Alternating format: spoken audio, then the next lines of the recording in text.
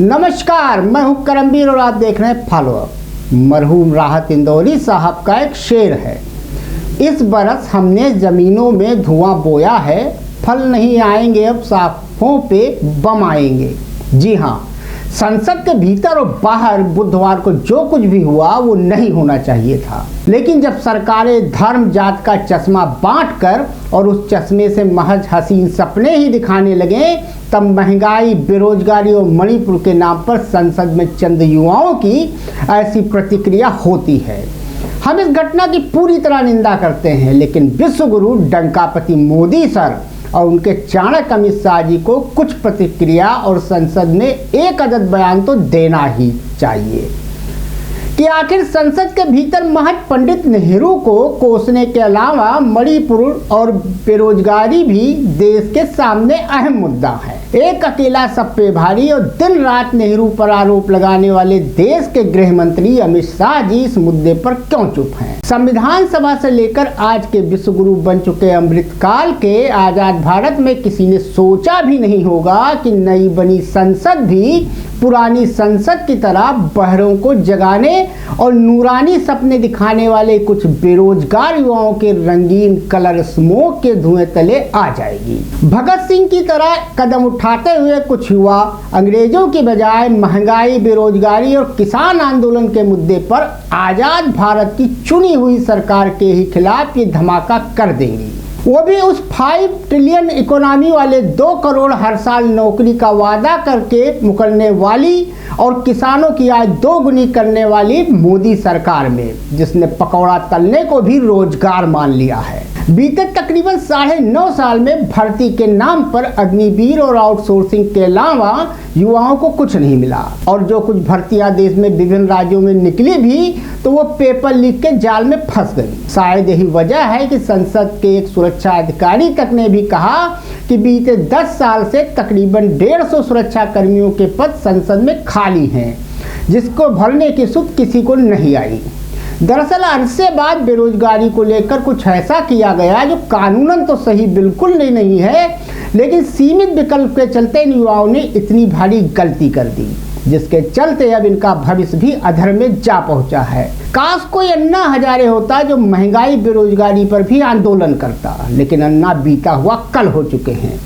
ऐसे में सोचने वाली बात यह है कि देश के अलग अलग कोनों से आने वाले इन 6 लोगों की मानसिक और सामाजिक स्थिति क्या है। दरअसल संसद की सुरक्षा में बुधवार को हुई सेंधमारी की घटना में शामिल 6 में से 5 आरोपी गिरफ्त में हैं। पुलिस अधिकारियों के मुताबिक 6 लोगों ने साजिश रची थी, जिसके तहत घटना को अंजाम दिया। संसद में सेंधमारी करने वाले ये 6 लोग 1.5 साल से एक दूसरे को जानते थे, सोशल मीडिया के जरिए एक दूसरे से कनेक्टेड थे। संसद आने से पहले उन्होंने रेकी की थी। इनमें शामिल सागर शर्मा, मनोरंजन डी, अमोल सिंधे, नीलम वर्मा हंस, ललित झा और विशाल ने इस घटना की प्लानिंग की थी। सभी आरोपी देश के अलग अलग कोने से हैं। हैरान करने वाली बात यह है कि रिक्शा ड्राइवर से लेकर इंजीनियर तक इस साजिश में शामिल हैं। आइए जानते हैं कौन है संसद की ये घुसपैठिए। शुरुआत 12वीं तक पढ़े अमोल सिंधे से करते हैं। मुंबई के पास लातूर जिले के जारी बुद्रुक में अमोल सिंधे का परिवार रहता है। उसके माता पिता खेती करते हैं और उन्हें बुधवार की घटना के बारे में तब पता चला जब पुलिस उनके घर पहुंची। अमोल ने 12वीं तक की पढ़ाई की है और फिलहाल बेरोजगार है। वो सेना में भर्ती होना चाहता था और बीते शनिवार को वो ये कहकर घर से निकला था कि दिल्ली पुलिस भर्ती के लिए जा रहा है। उसके माता पिता ने बताया कि तभी से उसका फोन स्विच ऑफ था। अमोल के घर वालों का कहना है कि वो नौकरी न होने की वजह से काफी परेशान रहता था। गाँव वालों ने भी बताया कि अमोल अनुसूचित जाति से है और उसके परिवार को सरकार की हाउसिंग स्कीम के तहत एक छोटा सा घर अलॉट है, और अमोल का बड़ा भाई शहरों में चिनाई का काम करता है। इसी तरह से नेट से लेकर STET क्वालिफाई है आरोपी नीलम। दूसरी आरोपी नीलम वर्मा हंस हरियाणा के जिंद जिले के गासो खुर्द गांव की रहने वाली है। फ्रीडम फाइटर आजाद भगत सिंह से प्रभावित होकर वह खुद को नीलम आजाद बताती है। नीलम भी बेरोजगारी से परेशान है। उसने हरियाणा टीचर एलिजिबिलिटी टेस्ट भी क्लियर किया है, लेकिन अभी तक टीचर के तौर पर उसकी नौकरी नहीं लगी। किसान आंदोलन, महिला रेसलरों के प्रोटेस्ट समेत विभिन्न विरोध प्रदर्शनों में भी शामिल रही है। नीलम ओबीसी कैटेगरी से है और उसको क्रांतिकारी लड़की के नाम से भी जाना जाता है। हरियाणा टीचर एलिजिबिलिटी टेस्ट की मान्यता 7 साल के लिए होती है, यानी अगर कोई यह परीक्षा पास कर लेता है तो उसके पास टीचर बनने के लिए 7 साल का समय होता है। और नीलम के एसटीईटी की मान्यता इस साल खत्म हो रही है और उसकी उम्र 37 साल है। उसके परिवार का कहना है नीलम ने उन्हें नहीं बताया कि वह दिल्ली में है। राजधानी लखनऊ का रहने वाला सागर शर्मा रिक्शा चलाता है। ये तीसरा आरोपी है जो रिक्शा ड्राइवर है और फ्रीडम फाइटर भगत सिंह एवं क्यूबा के चर्चित मंत्री चे गुवेरा का फैन है। अपने सोशल मीडिया पर वह इन दोनों शख्सियतों को कोट्स पोस्ट करता रहता है। सागर की उम्र 28 साल है। कल वह संसद में विजिटर्स गैलरी से सदन में कूद गया और फिर पीले रंग का धुआं उड़ाया। वह लखनऊ के रामनगर के आलमबाग का रहने वाला है। परिवार का कहना है क्या बोलकर घर से निकला था कि दिल्ली प्रोटेस्ट में हिस्सा लेने जा रहा है। सागर की मां का कहना है कि उन्हें नहीं पता कि कैसे बेटे को संसद का पास मिला। उनका कहना है कि सागर ने किसी गलत मकसद से ऐसा नहीं किया है। उसने 10वीं तक की पढ़ाई की है और 2018 में वह बेंगलुरु में आटे की मिल में काम करता था, लेकिन 2020 में कोरोना महामारी के दौरान वापस लौट आया और अब यहाँ रिक्शा चलाता है। इसी तरह इंजीनियरिंग ग्रेजुएट है आरोपी मनोरंजन डी। कर्नाटक के मैसूर के रहने वाला मनोरंजन डी कंप्यूटर साइंस में इंजीनियर ग्रेजुएट। संसद में धुआं फैलाने के लिए केन मनोरंजन ने ही खोला था। मनोरंजन के घर वालों का कहना है कि वह किताबों और घूमने का शौकीन है। उसका दिल बहुत अच्छा है। उन्होंने बताया कि मनोरंजन ने अपनी इच्छा से नौकरी नहीं की क्योंकि वह समाज के लिए काम करना चाहता था। कुछ समय के लिए उसने अपनी फैमिली बिजनेस के लिए काम तो किया जरूर।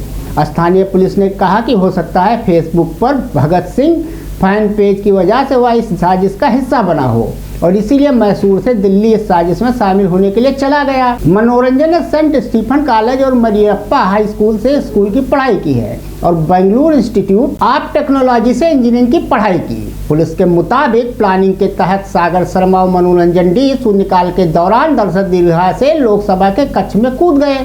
उन्होंने केन से पीली गैस उड़ाते हुए नारेबाजी की। उसी समय संसद भवन के बाहर अमोल सिंधे और नीलम ने केन से लाल और पीले रंग का धुआं फैलाते हुए तानाशाही नहीं चलेगी बोलते हुए नारे लगाए। सागर, मनोरंजन, अमोल और नीलम अब पुलिस हिरासत में हैं।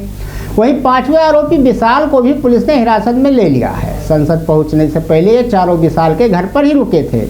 6ठा आरोपी ललित फरार है जिसकी तलाश जारी है। पुलिस के अनुसार इस पूरे वारदात का मास्टरमाइंड ललित ही है।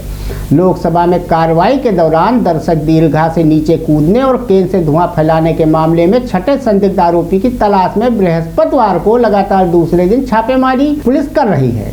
पुलिस का कहना है कि कोलकाता निवासी ललित झा पेशे से शिक्षक है और सुरक्षा में सेनमारी मामले में मुख्य साजिश करता है। ललित और अन्य आरोपी क्रांतिकारी शहीद भगत सिंह से प्रभावित थे और ऐसा कृत्य करना चाहते थे जिससे देश का ध्यान उन पर जाए। उन्होंने बताया कि सभी 6 लोग सोशल मीडिया से संपर्क में आए थे और फिर फेसबुक में भगत सिंह फैन पेज से जुड़े थे। दलित शिक्षक था, उसने ही कमान संभाली और मनोरंजन को मानसून सत्र के दौरान संसद के सभी प्रवेश द्वारों की रेकी करने का निर्देश दिया। जांच से जुड़े एक अधिकारी का कहना है कि जुलाई में मनोरंजन दिल्ली आया और विजिटर पास के जरिए संसद के अंदर गया। वहां उसे पता चला कि जूतों की तलाशी नहीं ली जाती। बुधवार को ललित 4 अन्य लोगों के साथ संसद आया। ऐसे में ललित ने चारों यानी कि सागर, मनोरंजन, नीलम और अमोल के फोन ले लिए। संसद परिसर के अंदर और बाहर जिन केन से रंगीन धुआं फैलाया गया था उसे अमोल महाराष्ट्र के कल्याण से लाया था। अधिकारी ने यह भी बताया कि संसद के बाहर से नीलम और अमोल को हिरासत में लिए जाने के तुरंत बाद ललित ने घटना का वीडियो अपने इंस्टाग्राम अकाउंट पर पोस्ट किया और इसे इस समूह का हिस्सा रहे विशाल शर्मा और विक्की के साथ साझा किया। दलित की आखिरी लोकेशन राजस्थान हरियाणा बॉर्डर पर नीमराणा में मिली थी। पुलिस ने पहले कहा था कि सभी 5 आरोपी 10 दिसंबर को मिले थे और गुरुग्राम में विशाल शर्मा के घर पर रुके थे। नीलम, मनोरंजन, अमोल और विशाल हिरासत में हैं और दिल्ली पुलिस के विशेष प्रकोष्ठ स्पेशल सेल और सुरक्षा एजेंसियों ने उनसे पूछताछ की है। इसके बाद आज संसद में पीएम मोदी सर ने अपने मंत्रियों से कहा कि इस मामले में राजनीति में ना पड़े और ये सुरक्षा का मामला है, गंभीर मामला। कम से कम मोदी सर मणिपुर वाले बयान के बाद 4 शब्द बोले, भले ही संसद के बाहर बोले। लेकिन अब देखने वाली बात ये होगी कि संसद के अंदर मोदी सर कब बोलेंगे, बेरोजगारी पर कब बोलेंगे, महंगाई पर कब बोलेंगे, मणिपुर पर कब बोलेंगे, किसानों के आंदोलन पर कब बोलेंगे। अगर नहीं बोलेंगे तो 2024 में जनता जरूर बोलेगी। धन्यवाद।